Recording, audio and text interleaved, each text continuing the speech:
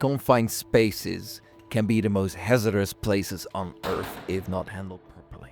Hundreds of people every year get hurt or even die in a confined space. Usually these are work-related accidents due to the presence of gases, hazardous chemicals, unsafe behavior, inadequate or lacking safety protocols and procedures. Confined spaces are hard to get into, but are usually also very hard to get out of. This is why the presence and proper training of confined space rescue teams is an absolute necessity. That is why we have set up a training scenario where the dummy that you see now in the video has had an accident in a rope access confined space scenario. My colleague's vision is impaired by a placard in front of his face and his respirator, simulating a zero vision or a very hard vision environment, which is not unusual in confined spaces. Making movement through the confined space, and entry and exit, and finding your victim and then extracting your victim already more complex than it already is. Note that our victim is stuck. He is stuck with ropes and we need to get in, make sure we unleash those ropes and wherever he is stuck at and get the victim out as fast as possible while maintaining safety for ourselves as a rescue team. You can note and clearly see that the operator is not wearing any gloves, because we have vetted this confined space in a training scenario and we are training tactile feeling to unleash the ropes and carabiners. And for initial exercises, this is better to be done without gloves. To then forward to the next scenario, which isn't filmed, to be put on with gloves and then train more tactile feeling with gloves on.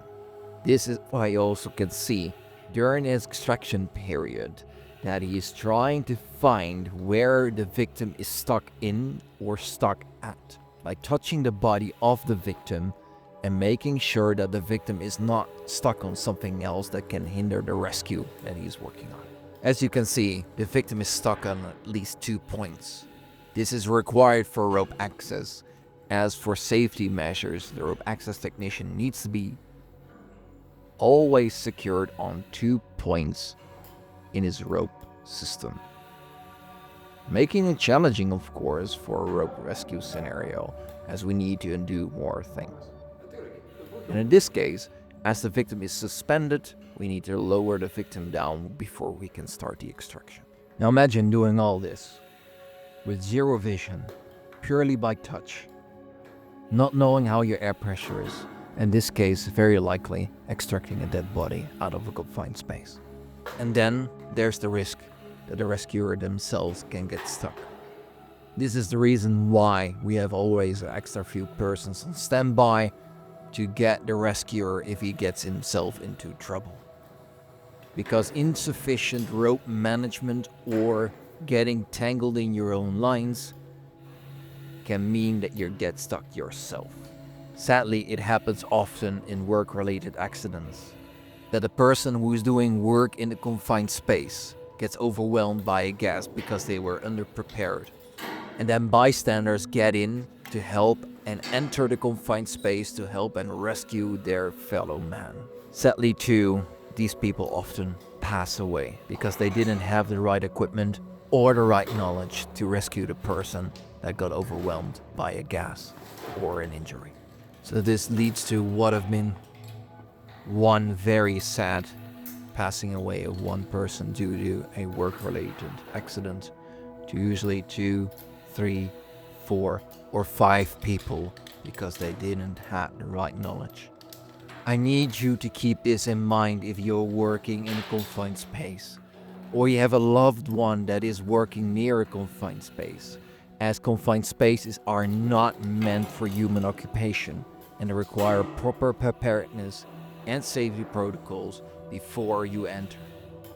If you do not do this, then this is the reality of confined space entry. These spaces, which may I will just enter it very quickly, will become very quickly one of the most hostile and dangerous places on Earth.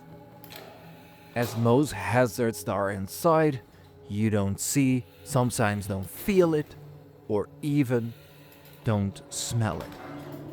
It takes training, it takes dedication, and it takes a lot of knowledge before you enter a confined space. Because in our job, there's only one person that is allowed to pass away. That is the patient. And that's a harsh reality. We do not want it, but sometimes the rescuer's safety comes first. So, that is why we might be so tough on you when you go into a confined space. Because if we don't have to rescue you, we have done our job as well. Now don't get me wrong. We will do our absolute best to get you out as fast and as quickly as possible. Like for example, what we're doing with a 2-to-1 system here, where we extract the body that's on the floor by adding a pulley, adding a rope, and then dragging the body away. In this manner, we can use physics in our advantage to help us to drag the victim away. Hopefully to safety, where we can then start providing more aid and help to make sure that hopefully after this incident, the victim survives. But as you can see, even we as rescuers struggle sometimes to get you out. It's still hot, it's still sweaty. We need to manage the ropes, we need to manage that we don't get stuck ourselves and then crawl back to the place where we came from. These are the realities of confined space rescue. I hope you enjoyed this video.